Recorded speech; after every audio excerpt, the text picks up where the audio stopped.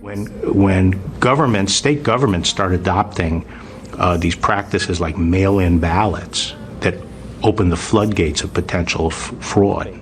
Said back in 2009 that mail-in voting is fraught with the risk of fraud and coercion. But since then, there have been until a lot this of investigations that haven't proved it. Let me talk. Yeah, please. They send out, like in California, millions and millions of ballots to anybody that's breathing. Anybody in California that's breathing gets a ballot. But, Mr. President, that's not true. California is... Excuse me, wait a minute, I'm not finished. Don't want them to do mail-in ballots because it's going to lead to total election fraud. They vote twice.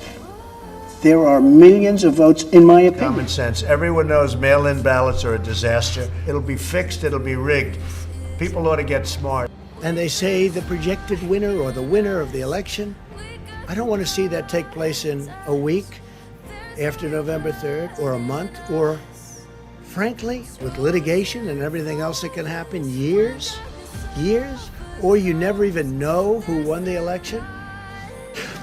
Votes by mail, where thousands of votes are gathered, and I'm not going to say which party does it, but thousands of votes are gathered and they come in and they're dumped in a location, and then all of a sudden you lose elections that you think you're going to win because there's a lot of fraudulent voting going on in this. I'm urging my supporters to go into the polls and watch very carefully because that's what has to happen. I am urging them to do it.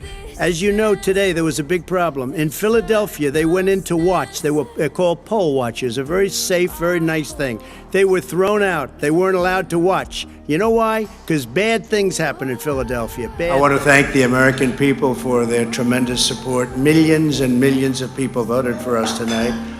And a very sad group of people is trying to disenfranchise that group of people. And we won't stand for it. We will not stand for it. Down to our bones. This is our prayer. This is our